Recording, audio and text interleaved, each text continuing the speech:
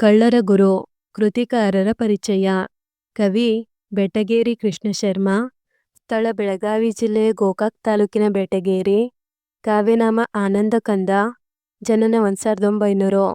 ರಚನೆ ಸಂಸಾರ ಚಿತ್ರಗಳು, ಮಾತನಾಡುವ ಕಲ್ಲು, ಕಳ್ಳರ ಗುರು ಮುಂತಾದ ಕಥಾ ಸಂಕಲನಗಳನ್ನು, ರಾಜಯೋಗಿ, ಅಶಾಂತಿ ಪರ್ವ, ಮಗಳ ಮದುವೆ ಮೊದಲಾದ ಕಾದಂಬರಿಗಳನ್ನು, ಕಾರಹುಣ್ಣಿಮೆ, ನಲ್ವಾಡುಗಳು, ಭಾವಗೀತ ಮೊದಲಾದ ಕವನ ಸಂಕಲನಗಳನ್ನು ರಚಿಸಿದ್ದಾರೆ. ಇವರ ಕರ್ನಾಟಕ ಜನಜೀವನ ಕೃತಿಯು ಕರ್ನಾಟಕದ ಇತಿಹಾಸ ಸಂಸ್ಕೃತಿಗಳನ್ನು ಚಿತ್ರಿಸುವ ವಿಶಿಷ್ಟ ಕೃತಿಯಾಗಿದೆ.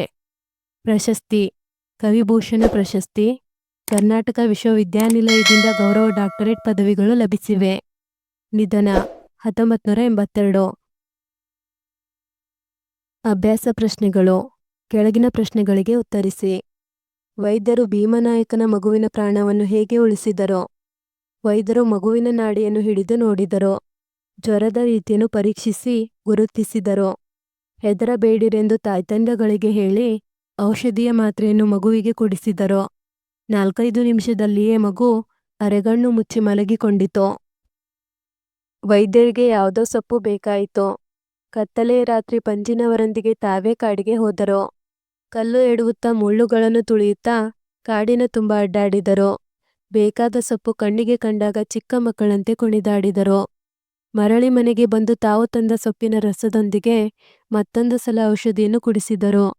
ಕುಪ್ಪಿಯಲ್ಲಿದ್ದ ಒಂದು ಲೇಹವನ್ನು ಹಣೆಯ ತುಂಬ ಬಳಿದರೋ? ಮಗು ಮತ್ತೆ ಕಣ್ಣು ಮುಚ್ಚಿ ಬಿದ್ದುಕೊಂಡಿತೋ? ಸ್ವಲ್ಪ ಹೊತ್ತಿನ ನಂತರ ಮಗು ಕಣ್ಣು ತೆರೆದು ಮೆಲುದನಿಯಲ್ಲಿ ಅಪ್ಪಾ ಎಂದು ಕರೆಯಿತೋ? ವೈದ್ಯರು ಸಂತೃಪ್ತ ಭಾವದಿಂದ ಮತ್ತೊಂದು ಸಲ ಔಷಧಿಯನ್ನು ಕುಡಿಸುತ್ತಿರುವಾಗ ಬೆಳಗಿನ ಕೋಳಿ ಕೂಗಿತೋ? ಹೀಗೆ ವೈದ್ಯರು ಭೀಮನಾಯಕನ ಮಗುವಿನ ಪ್ರಾಣವನ್ನು ರಕ್ಷಿಸಿದರು. ವೈದ್ಯರ ಮನೆಯಿಂದ ಕಳುವಾದ ವಸ್ತುಗಳು ಮರಳಿ ಸಿಕ್ಕಿದ ಬಗೆ ಹೇಗೆ? ವೈದ್ಯರ ಮನೆಯಲ್ಲಿ ಕಳುವು ಮಾಡಿದ್ದ ಭೀಮನಾಯಕನ ಮಗನಿಗೆ ಆರೋಗ್ಯ ಕೆಟ್ಟಿತ್ತೋ? ಯಾವ ವೈದ್ಯರು ಅವನಲ್ಲಿಗೆ ಬಂದು ಚಿಕಿತ್ಸೆ ನೀಡಲು ಒಪ್ಪಲಿಲ್ಲ. ಮಗುವನ್ನು ಕರೆದೊಯ್ಯಲು ಸಾಧ್ಯವಾಗುವಂತಿರಲಿಲ್ಲ. ಕಳ್ಳತನ ಮಾಡುವಾಗ ಭೀಮನಾಯಕ ವೈದ್ಯರ ಮನೆಯಲ್ಲಿ ಇಟ್ಟಿದ್ದ ಔಷಧಿಗಳನ್ನು ಗಮನಿಸಿದ್ದ. ಆದ್ದರಿಂದ ಅವರನ್ನು ಕರೆದು ತರುವಂತೆ ತನ್ನ ಬಂಟರನ್ನು ಕಳುಹಿಸಿದ. ವೈದ್ಯರು ವಿಚಾರ ತಿಳಿದು ಸ್ವಲ್ಪ ಯೋಚಿಸಿದರು. ಅನಂತರ ತಮ್ಮ ಕರ್ತವ್ಯವನ್ನು ಗಮನಿಸಿ ಆ ರಾತ್ರಿಯೇ ಅವನ ಮನೆಗೆ ಬಂದು ಮಗುವನ್ನು ಪರೀಕ್ಷಿಸಿ ಚಿಕಿತ್ಸೆ ನೀಡಿ ಮಗುವನ್ನು ಬದುಕಿಸಿದರು. ಭೀಮನಾಯಕನಿಗೆ ವೈದ್ಯರೇ ದೇವರಂತೆ ಕಂಡರು. ತಾನು ಮಾಡಿದ ತಪ್ಪು ಅವನಿಗೆ ಅರಿವಾಯಿತು. ವೈದ್ಯರು ಕೇಳದಿದ್ದರೂ ಅವನೇ ಕದ್ದ ವಸ್ತುಗಳನ್ನೆಲ್ಲ ಅವರಿಗೆ ಹಿಂತಿರುಗಿಸಿ ಕ್ಷಮೆ ಯಾಚಿಸಿದ. ಹೀಗೆ ವೈದ್ಯರ ಮನೆಯಿಂದ ಕಳುವಾದ ವಸ್ತುಗಳು ಮರಳಿ ಸಿಕ್ಕವು. ಕಳ್ಳರ ಗುರುವಿನ ಮನಃ ಪರಿವರ್ತನೆ ಹೇಗಾಯಿತು? ವೈದ್ಯರು ಕಳ್ಳರ ಗುರುವಾದ ಭೀಮನಾಯಕನ ಮಗನನ್ನು ಕಗ್ಗತ್ತಲೆ ರಾತ್ರಿಯಲ್ಲಿ ಕಾಡು ದಾರಿಯಲ್ಲಿ ಹೋಗಿ ಕಾಪಾಡಿರುತ್ತಾರೆ. ಭೀಮನಾಯಕ ತಮ್ಮ ಮನೆಯಲ್ಲಿ ಕಳ್ಳತನ ಮಾಡಿದ್ದು ಗೊತ್ತಿದ್ದರೂ ತೀವ್ರ ಜ್ವರದಿಂದ ನರಳುತ್ತಿದ್ದ ಮಗುವಿಗೆ ಔಷಧಿ ಕೊಡಿಸಿ ಕಾಡಿಗೆ ಹೋಗಿ ಕಲ್ಲು ಮುಳ್ಳುಗಳನ್ನು ತುಳಿದು ಔಷಧಿ ಸೊಪ್ಪು ಹುಡುಕಿ ತಂದು ಮಗುವಿನ ಪ್ರಾಣವನ್ನು ಉಳಿಸುತ್ತಾರೆ. ಮಗುವಿನ ತಂದೆ ತಾಯಿಗೆ ಧೈರ್ಯವನ್ನು ಹೇಳುತ್ತಾರೆ.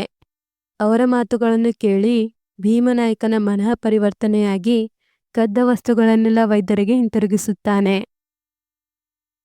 ಕಳ್ಳರ ಗುರುಪಾಠದಿಂದ ನಾವು ಕಲಿತುಕೊಳ್ಳಬೇಕಾದ ವಿಚಾರಗಳೇನು?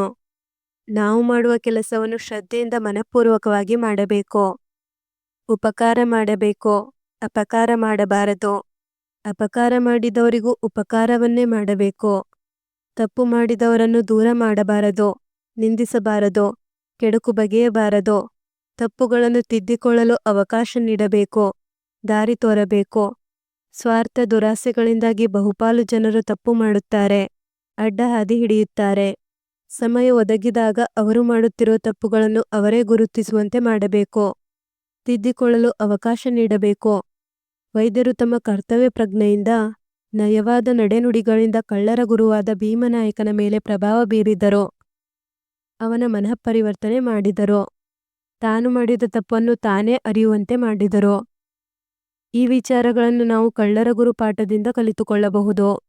ಧನ್ಯವಾದಗಳು. ಈ ವಿಡಿಯೋನ 1-2 ಬಾರಿ ನೋಡಿ ಹಾಗೂ ಪರೀಕ್ಷೆಗಳಲ್ಲಿ ಅತಿ ಹೆಚ್ಚಿನ ಅಂಕಗಳನ್ನು ಗಳಿಸಿರಿ. Don't forget to subscribe.